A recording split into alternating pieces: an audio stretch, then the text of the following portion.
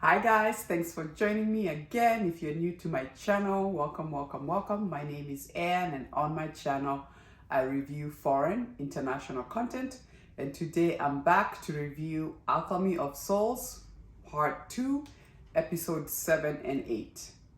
And all I can say is I'm stressed out.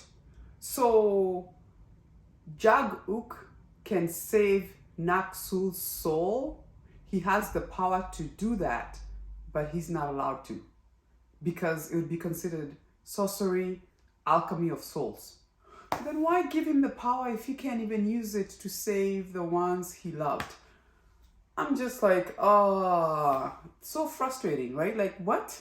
What do you mean he does have the power? When Master Lee said that, I'm like, wait, he has the power to save her, but he's not gonna do it because it's not allowed. It's alchemy of souls. I was just like, so what are we gonna do now? So now Naksuk is gonna die and Byong takes over the body. Now we know the person that Jag-uk fell in love with was Naksu, right? Who was in Mudyok's body, Byong, whatever, right? And it's like, why? Why? So the only thing I can think of is Naksuk is gonna have to save herself. Girl, you're just gonna have to save yourself. Maybe her power is gonna be like, no, I'll take over this body. I'm here to stay. Sorry, Byong. Goodbye. Right? I don't know. How do they resolve this? Because Jag-uk is not in love with Byong. Jag-uk is in love with Naksuk. Naksuk is the one who was in Mudyok's body. Right? Like, is it just me or am I losing it? Like, how do they resolve this? I'm thinking Naksuk is gonna have to save herself because Jag-uk cannot do sorcery. There'll be no more alchemy of souls, right? Because we all figured out that was bad. I mean, that's why Jag-uk is here, right? Because of what his dad and the king did. So I was just sitting there being like, why? And then of all the things, you gave him the power, meaning he could do something about it. And Master Lee is sitting there going like, oh, it's going to be bad for Jag-uk. Not only is he going to lose the person he loves, but he's going to watch them die, and he has the power to save them, but he can't do anything about it. I'm like, how cruel? How cruel is that for Jag-uk? It's like being a doctor, somebody's dying, and you're telling me I can't do anything about it, and I have the power to? How do I stop myself? Not to mention the person I love. Oh, I don't know about you. Tell me in the comments, like, is that bothering you? And I cannot wait. I mean, we only have 2 more episodes to go, and I cannot wait to see how they resolve this. And God, I hope, I'm keeping my fingers crossed, it cannot end sad. It needs to be a happy ending. I'll be so disappointed if this is a sad ending. I know some shows do end with a sad ending. It's reality, but don't do that to us, please. Don't do that to us. We are so invested. We love Alchemy of Souls so much. Please don't do this to us. I'm having a feeling like, oh. Anyway, let's go back to 7 and 8. First of all, it was great to see Soyul being saved, right? That was good. That was kind of fun, actually, to watch how they get the energy out of his body. And then it's the parasite also goes into that little ball of energy, and then it goes into Naksuk's mouth. And then she has to walk without talking. I'm like, girl, don't swallow. Like, can you imagine, like, you know, and you have to swallow? That would be so bad. And they finally get over there. They're able to, I guess, clean it up, if you will, and then she comes back. I thought it was kind of cute that the only way to put the ball back in his mouth is almost like to kiss him. Like, oh, like, here is life. And I'm just so happy they saved Soyul because I love the dude. And I didn't want to see him die, so that was good. It was sad, obviously, about Soyi, but I'm happy that he saw that, you know, she always had a thing for him. And I'm glad that he, you know, said, make sure when she's buried, I want to be there, and I want her to be buried somewhere that is light, warm, and sunny, because he understood that she said when he came into her life is when, you know, the first time where she saw light and cleanness, because before she was always in darkness and filth, right? So that was good to see.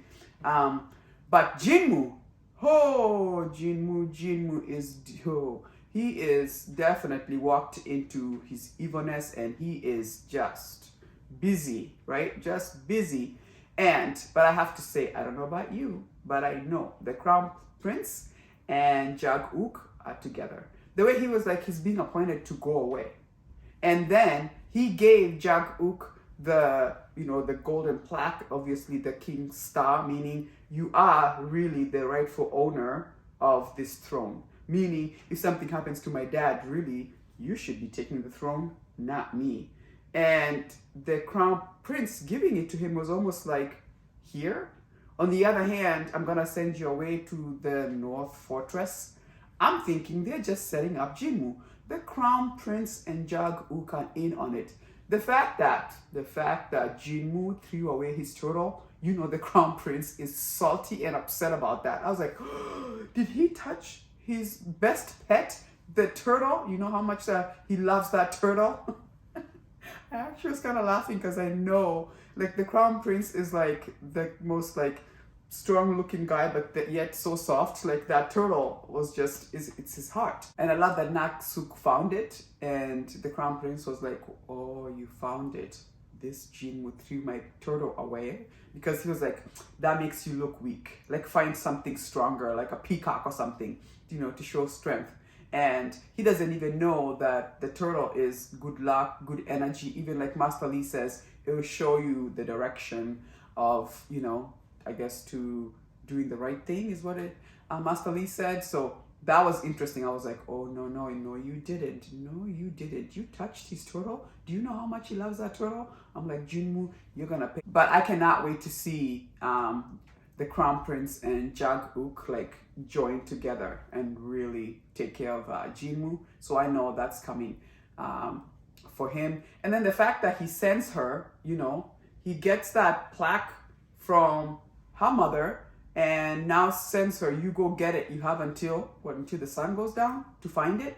And then here she's thinking she's going in a small little prison, and it turns out it's this huge big land, which now assuming it must be the North Fortress, because Jag-uk is there too. I'm like, oh, this is the place.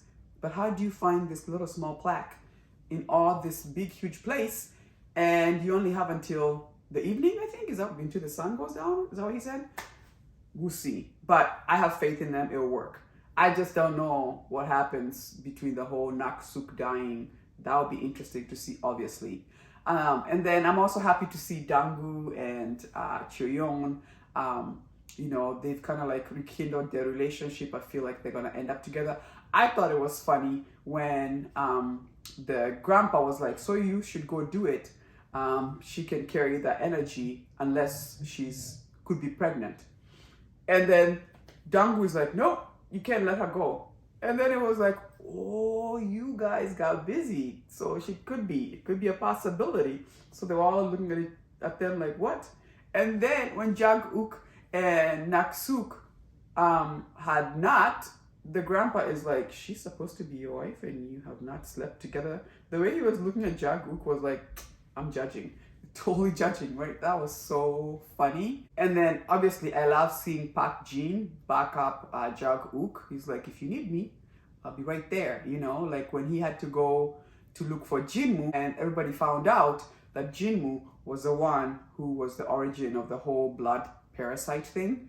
So I love that, meaning if Jag-uk needs the backup, Park Jin is always ready, obviously, to help. I just love the fact that he always feels insecure.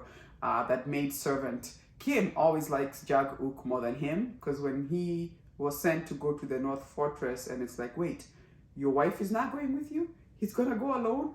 And maid servant Kim is like, no, I'll go with him.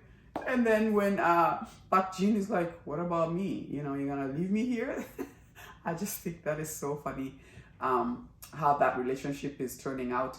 By the way, who was so like upset with, what's her name? Yeon-uk? Like, girl, let it go. Jag-uk will never be yours. Even grandpa is like, let it go. She's like, I'm gonna go find out, because Nak-suk is an alchemy of souls, And I was just like, the way you just have that energy and you get the medicine and you go and pop it at her, hence why now people can see the blue eyes in there. I was just like, now, before I used to just think you genuinely cared about Jag-uk. Now it's a little malicious, I think. I was glad to see So you'll show up and be like, stop, just stop. I was hoping to give them a little bit more time to be together, because Nak-suk is gonna leave that body and Jag-uk is really gonna be sad, right? So I thought that was that interesting. I kind of almost like, I didn't like her. I was like, I don't like you anymore. Before it was like a little crush and you loved him, but now you're becoming malicious. I was like, I don't know. I didn't like it at all. Anyway, what did you think of episode 7 and 8? I thought they really put a lot of information in there. Obviously makes sense because we only have 2 more episodes and it's over. But I cannot wait for next week for the finale to see how they wrap this up. But the only thing is, I just want to know how you're just gonna let Jag Ukwa, the love of his life, die, and he can't do anything, yet he has the power to do something about it. And I'm just like, please do not give us a sad ending. I cannot handle that, right? Anyway, let me know what you thought about 7 and 8 in the comment section. As usual, I'm interested to hear what you have to say. Give me a like if you do like my video, subscribe, it does help to support my channel. And please join me next week for the finale of AOS. Deuces.